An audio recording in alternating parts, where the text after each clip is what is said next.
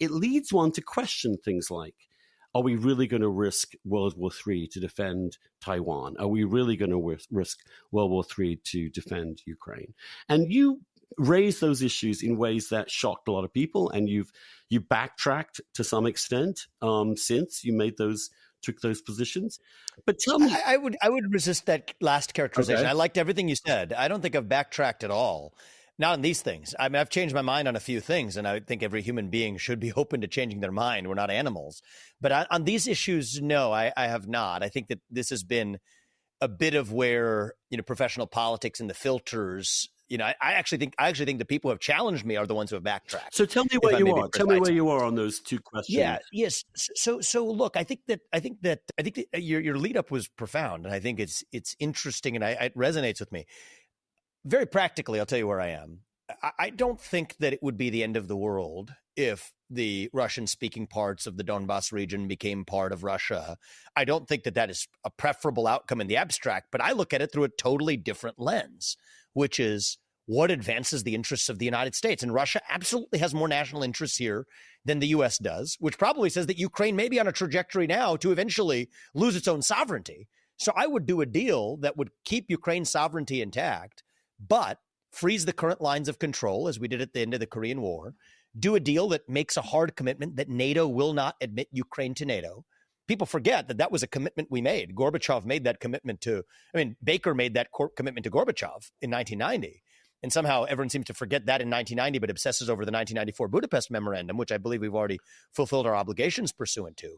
But in return for all of that from Russia, what we actually get is that Vladimir Putin has to exit his treaty, his military alliance, including dating back to a 2001 treaty, the Treaty of Good Neighborliness and Cooperation with China, because the Russia-China alliance is a threat to the U.S. homeland with hypersonic missile capabilities and nuclear missiles who can actually reach the United States at a time when we have no nuclear missile defense system. That's the real risk we face.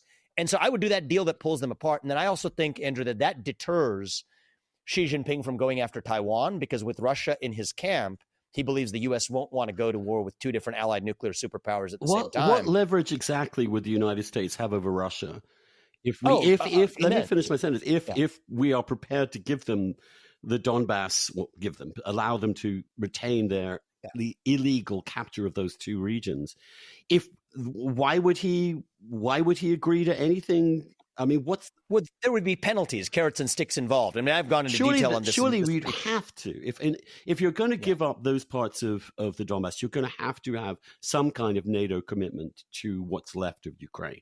That strikes me as a reasonable. But there's no way that Ukraine or Western Europe is going to agree both to give those parts of Ukraine away to Russia. Well, I'll say a couple of things. Okay. I mean, this gets into the details. I gave a detailed speech at the Nixon Presidential Library about this.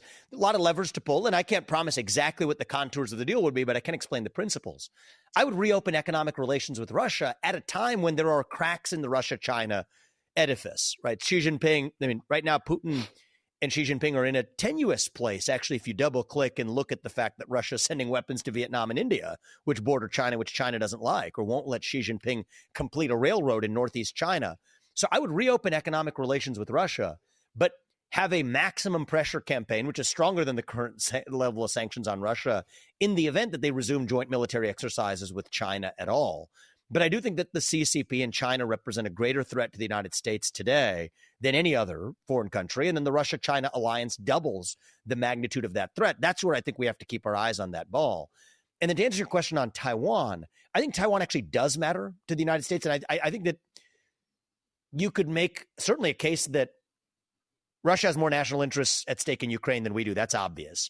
But in Taiwan, I don't think that that's at all true, as long as we depend on Taiwan for our semiconductors. Well, yes. That's our entire modern way of life. That's a huge caveat. That is the great argument against what I was arguing for, which is that, exactly, which is I share that view that's against your view, which is that I think that Taiwan does matter to U.S. national interests, which is why what I have said, and this is where I wanted to be clear on who's backtracking and who's not, is I have said that unlike every other Republican or Democrat, I want to be clear that we will defend Taiwan if China tries to invade or annex Taiwan, at least until we achieve semiconductor independence. You can't say at which that, point, unfortunately, in diplomacy. It just says to China, wait us out.